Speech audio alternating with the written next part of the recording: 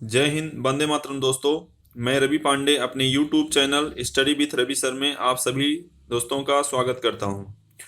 दोस्तों, आज जो है हम सांख्यिकी कक्षा 11 गुजरात बोर्ड के अकॉर्डिंग पार्ट 4 अपकिरण के माप का दोस्तों अध्ययन करेंगे, जिसके अंतर्गत क्या है, अपकिरण का माप क्या है, अपकिरण के माप के जो लक्षण हैं, उसकी जो विशेषताएं हैं, उसके जो गुणधर्म हैं और उससे जुड़ी हुई जो परिभाषाएं हैं, पारिभाषिक शब्द हैं उनके दोस्तों आज हम उनकी चर्चा आज करने वाले हैं।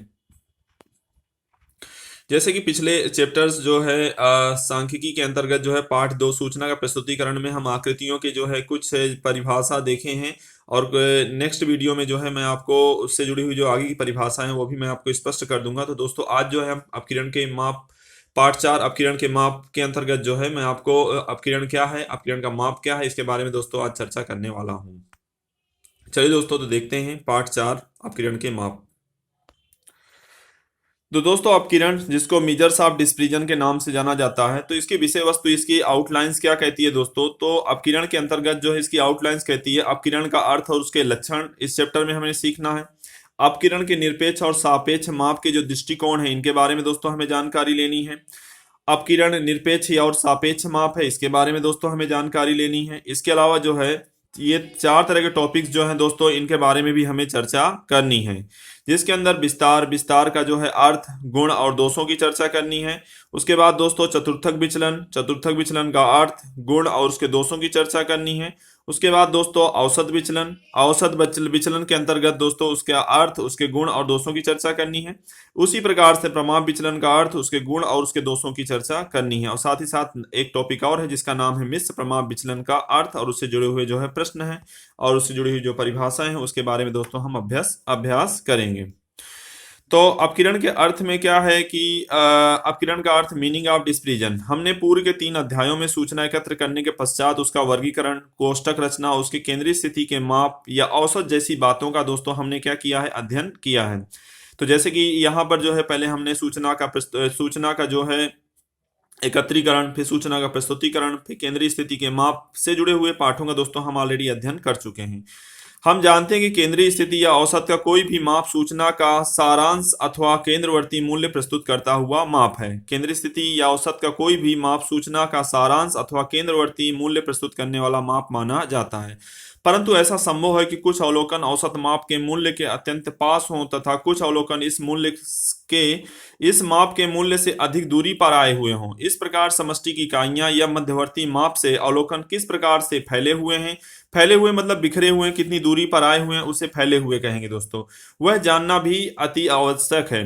केंद्रीय स्थिति के माप सांख्यिकी विश्लेषण में अत्यंत उपयोगी होने पर भी मात्र ये माप ही पर्याप्त नहीं है, ऐसा नहीं कहा जा सकता।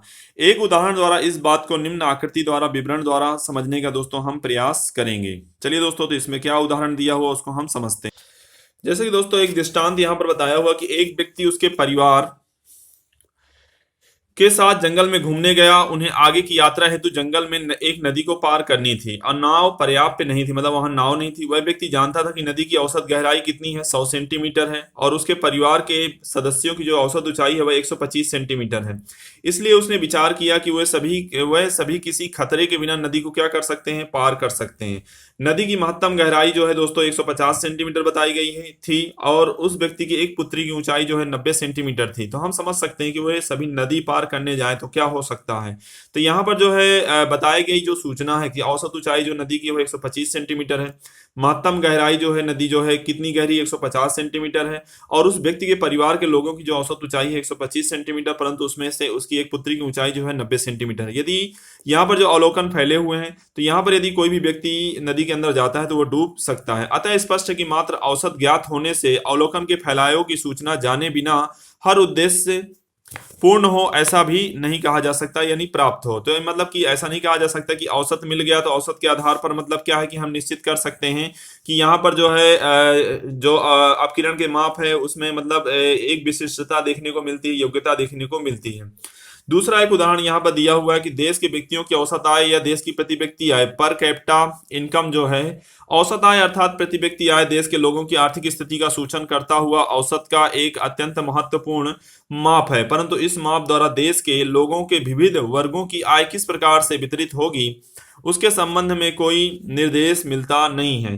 तदुपरांत मात्र इस माप से देश की गरीब और धनिक लोगों के बीच आवक की असमानता का प्रमाण कितना है यह भी पता चलता नहीं है। जैसे कि हमें कहा जाता है कि देश में बेरोजगारी है, देश में गरीबी है, देश में असमानता है, आय की असमानता है, रोजगार की असमानता है, तो ये असमानता कितनी है इसके बारे में कोई नहीं बता सकता है। यानी कि औसत माप क्या है इसका कोई कुछ भी जाना जा सकता नहीं है।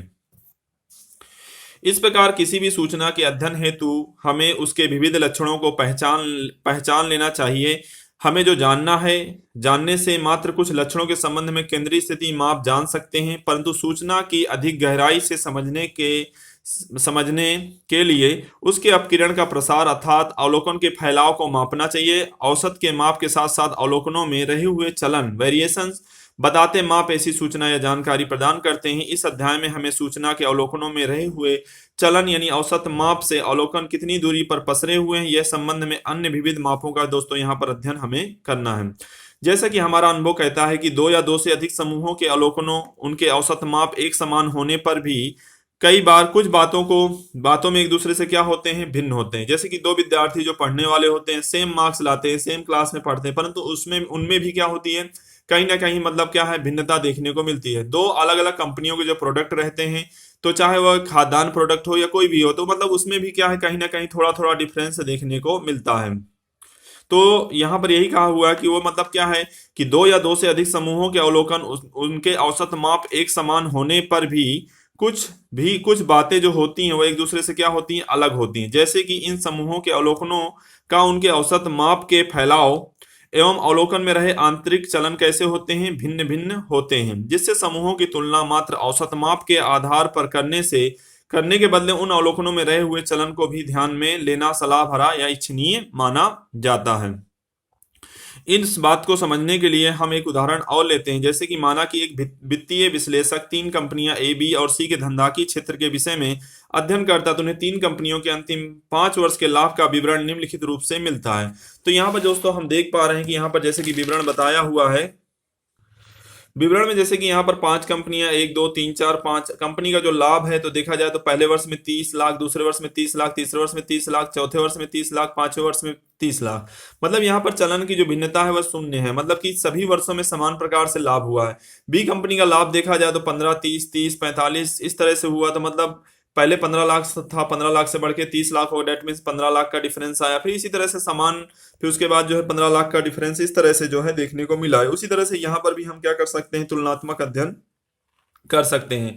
तो यहाँ पर जो है इस तरह से मतलब क्या है कि कंपनी के लाभ में भी मतलब क्या है, भिन्नता देखने को मिलती है। हर वर्ष एक समान लाभ देखने को मिलता नहीं है। कई बार ऐसा होता है इत्तेफाक स्वरूप में मतलब क्या है, समान देखने को मिल जाता है, परंतु कई बार ऐसा होता है कि यहाँ पर क्या है, समान रूप से जो है पता चलता नहीं है। तो दोस्तों यहाँ पर भी और कहा हुआ है, तो ये पैराग्राफ तो आप लोगों को जो है यहाँ से रीडिंग कर लेंगे तो आपको समझ में आ जाएगा।